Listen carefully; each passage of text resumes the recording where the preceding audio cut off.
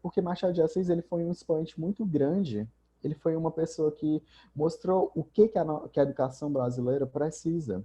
Ele era um autodidata, ele era uma pessoa que foi além daquilo que era necessário. Talvez, digamos o seguinte, os primeiros estudos dele já eram suficiente para ele, talvez, ir além da estratificação social presente, de onde ele nasceu, porém, ele não ficou naquilo. Então, eu acho que o Machado de Assis, ele é um dentro da nossa história, do nosso processo histórico, ele é um grande expoente de inspiração para os próprios estudantes.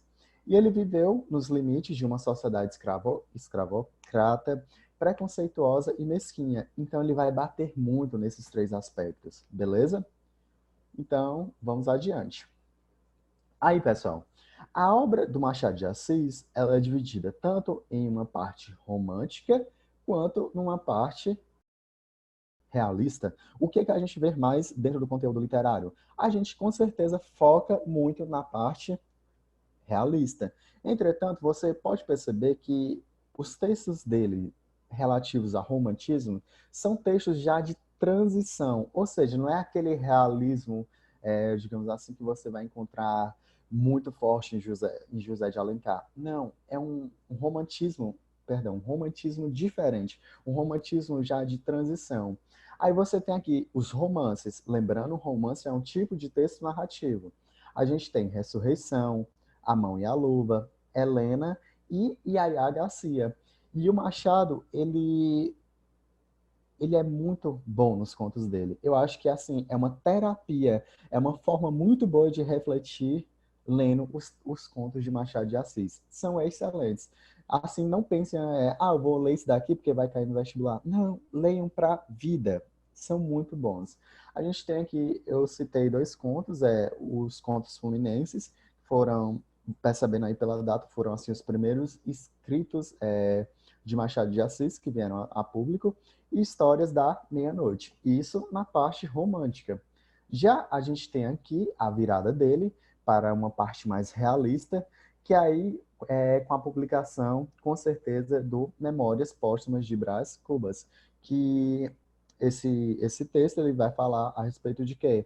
Do defunto autor, de uma pessoa que já morreu, e vai falar a respeito, dar uma chance de contar como é que foi a sua vida.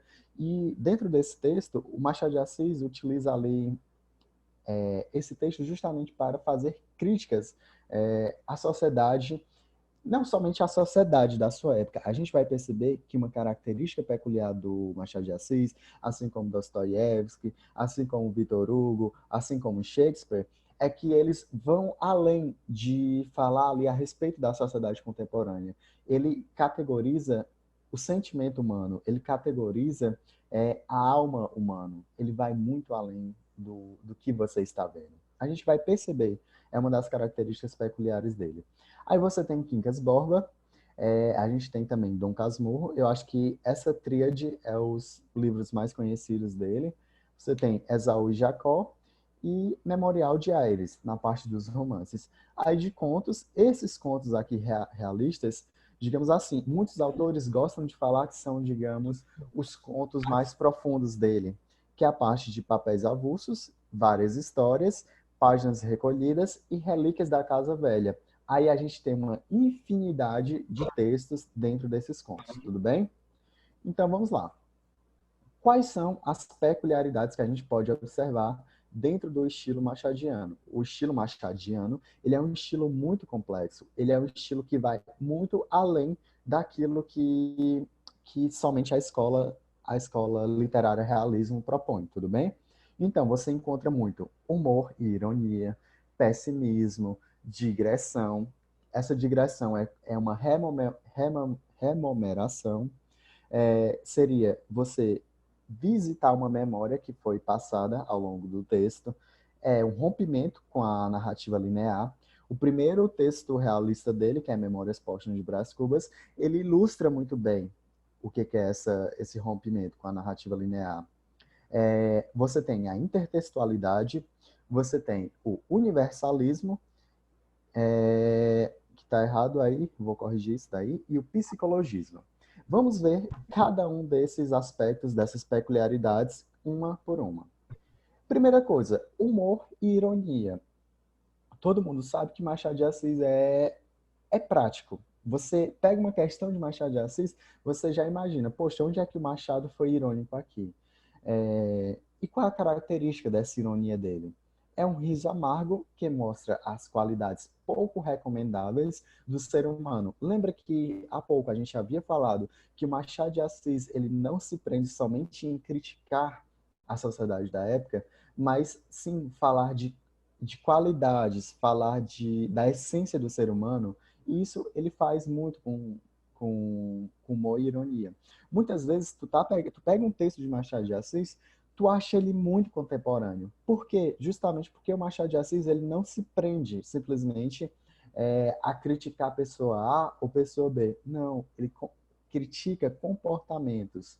E, além disso, ele tem um certo desprezo com o prosador, ou seja, aquele narrador que está na história, com que o prosador trata dos atos de suas personagens. Ou seja, essa ironia ela é dada pelo quê? Ao longo da narrativa, você percebe que o narrador ele vai ver ali a forma como uma personagem está se comportando e ele solta algumas, digamos assim, algumas palavras denotativas que indicam um tonzinho de crítica em relação a uma série de comportamentos. Beleza, pessoal? Segunda coisa, o Machado de Assis, ele é pessimista. Mas o que é esse pessimismo dele? Esse pessimismo é um desencanto diante de quê? Poxa, você tá vendo ali a sociedade, como é que ela funciona? Eu vejo o quê? Uma sordidez, ambição, você é vaidoso com pequenas coisas, o cinismo, a hipocrisia. Então, o Machado de Assis, ele vai pegar esses comportamentos e ele trabalha muito ao longo das suas obras. Nisso, vai acarretar com que o seu estilo pessoal seja um estilo pessimista. Poxa, ele não está simplesmente trabalhando as qualidades positivas do ser humano. Ele está mostrando o quanto que o ser humano tem defeitos. Além disso, ele também estende-se aos interesses escondidos sob o manto aparente das convenções sociais. Poxa, o Machado de Assis ele trabalha muito bem a questão de desmascarar casamento, de mostrar, poxa, você observa ali dentro da sociedade carioca que existem vários casamentos que por trás existe um interesse. Então, ele trabalha nessa questão de desmascarar essas convenções sociais. Muitas vezes, amizades que na realidade não existe, simplesmente você é amigo por conveniência. Então, isso dá um caráter o quê? Pessimista. Mas não que o Machado, digamos assim, a conotação que a gente vê hoje de pessimista, de eu só vejo as coisas pelo lado mal. Não, é exatamente por causa dos temas que Machado de Assis trata, tudo bem? Beleza? Pois vamos adiante. Pessimismo. Posteriormente, a gente vai ver a tal da digressão. Isso daí às vezes cai muito em simulados, perguntando o que é essa digressão. Essa digressão, ela é uma interrupção. Você está ali, parece mais um. Lembra do que a gente viu a respeito dos traços de oralidade dentro do texto? A digressão, ela não é um traço da oralidade, mas ela lembra, entendeu? Porque ela vai ser uma interrupção intempestiva dos fatos por longos parênteses reflexivos. Ou seja, por que não remete à oralidade? Porque, na realidade, ele tem uma coesão sincera com o texto. Você tem um parágrafo todinho, aí ele encerra o parágrafo. Já lá no outro parágrafo, você... Mas ele não vai dar continuidade para o texto, não? Aí ele vai fazer o quê? Aí ele vai falar a respeito de alguma coisa que aconteceu anteriormente. Aí, muitas vezes, isso ocasiona o quê? Uma construção metalinguística do discurso. Por quê?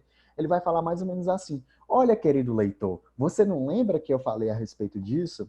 Então, se o autor de um texto está falando do próprio ato de fazer o texto, então a gente tem metalinguagem. Aí ele vai fazer uma reflexão em um processo associativo rápido e intenso, beleza? Ou seja, às vezes, se você não estiver lembrando do texto, ele pega esse trechozinho. Olha aqui, leitor, você não está lembrado disso, você é menino.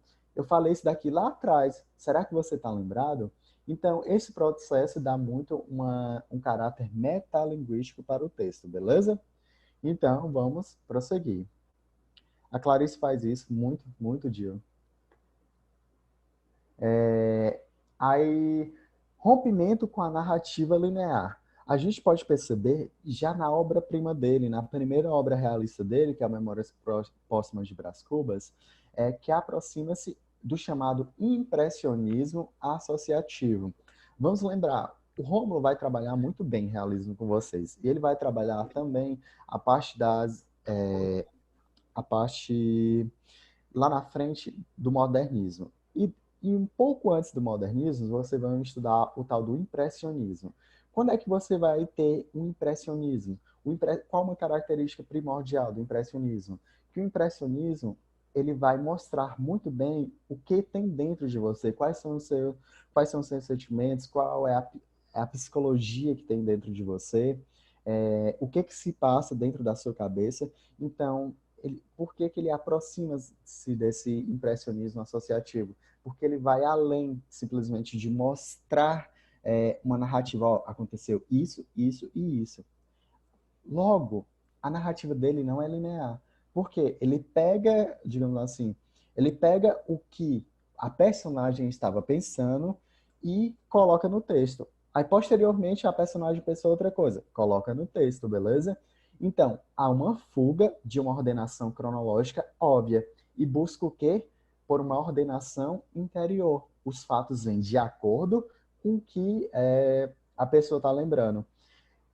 Isso faz com que o texto do Machado de Assis seja muito parecido com coisa, com... Não seria discurso indireto livre, Roma, porque o que que acontece? O discurso indireto livre, muitas vezes, ele é quando você não tem a consciência necessária de quando quem está falando é o narrador da história ou então a personagem. Aqui é um pouquinho diferente. O que está acontecendo aqui? Aqui é quando a ordem dos fatos é contada segundo a psicologia de uma das personagens. Parece muito, né? Mas tem essa diferenciação. Então, você vai ter essa fuga de uma ordenação cronológica óbvia, ou seja, não é início, meio e fim.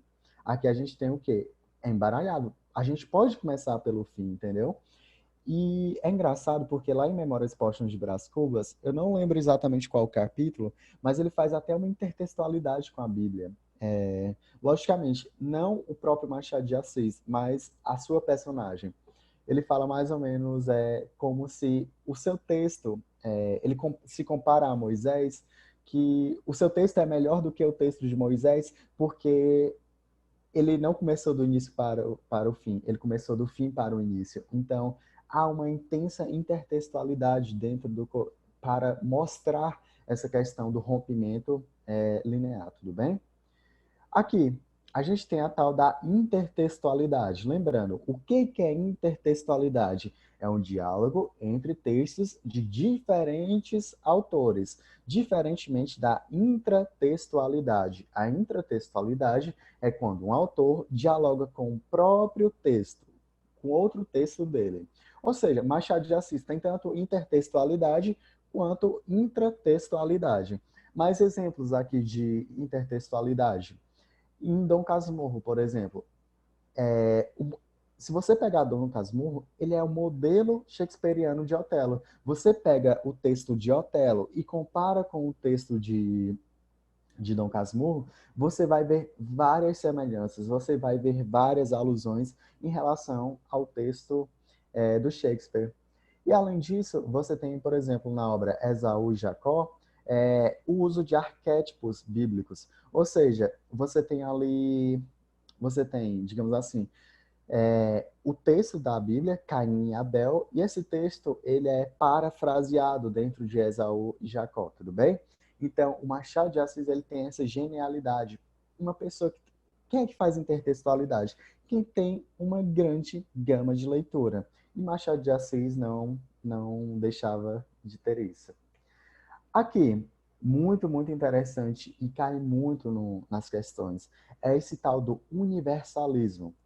Com a palavrinha mágica para Machado de Assis, para você entender Machado de Assis, além de ser um escritor realista, que ele ousa. Machado de Assis ele não tem medo de ousar.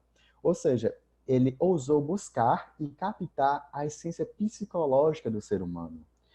Alguns exemplos aqui. Como assim, Eduardo? Ele não busca simplesmente criticar o comportamento de uma única pessoa. Se você for ler, por exemplo, Os Irmãos Karamazov de Dostoiévski, você vai perceber que muitas vezes aqueles comportamentos dos irmãos, do pai, você vai entender que aquilo não é um comportamento daquelas pessoas. É aquele comportamento que muitas vezes você vai enxergar em você próprio, no seu irmão, na sua irmã, no seu pai, na sua mãe. Ou seja, tem um universalismo. Da mesma forma, Machado de Assis também realizou isso. Ele usou captar a essência psicológica do ser humano.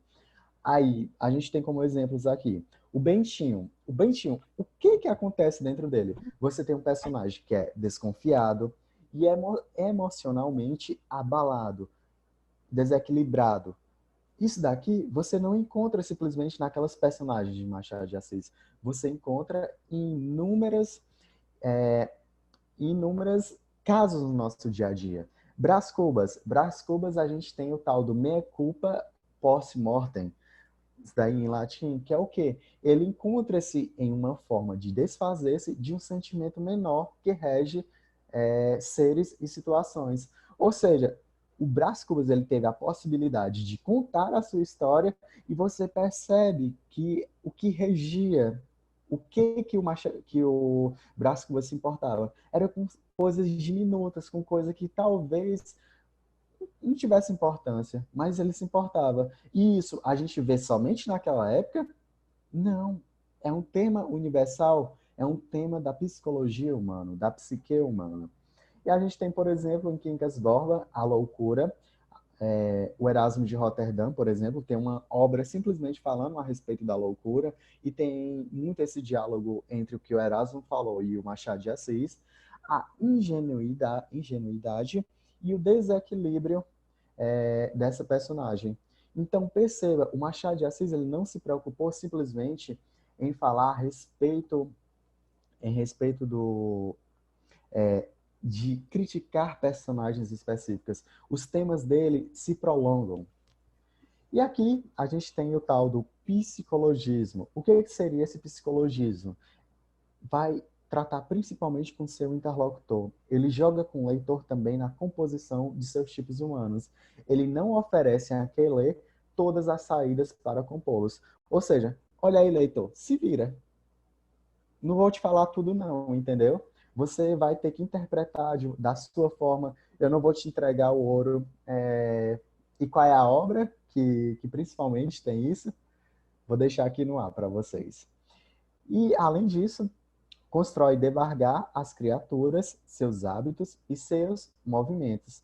E é muito interessante, revela-as nas entrelinhas. Ou seja, Machado de Assis não é um escritor explícito. Ele não vai falar as coisas diretamente. Ele vai principalmente utilizar-se de pressupostos, de subentendidos, justamente para fazer esse jogo com o leitor. Olha, leitor, você está realmente atento à minha obra? Por pequenos gestos e costumes banais. Ele utiliza isso para fazer uma representação. Para repetir a pergunta, qual é a obra que ele utiliza principalmente esse psicologismo de não fornecer ao leitor o que ele está querendo dizer? É uma obra muito, muito, muito legal. Deixa eu ver aqui se você já entrou, só um minutinho. Certinho, vamos lá. Eu tô falando de Dom Casmurro, beleza? Ali que a gente vai ter a personagem e tal. Deixa eu ver. Só um minutinho. Ok. Sim, pessoal.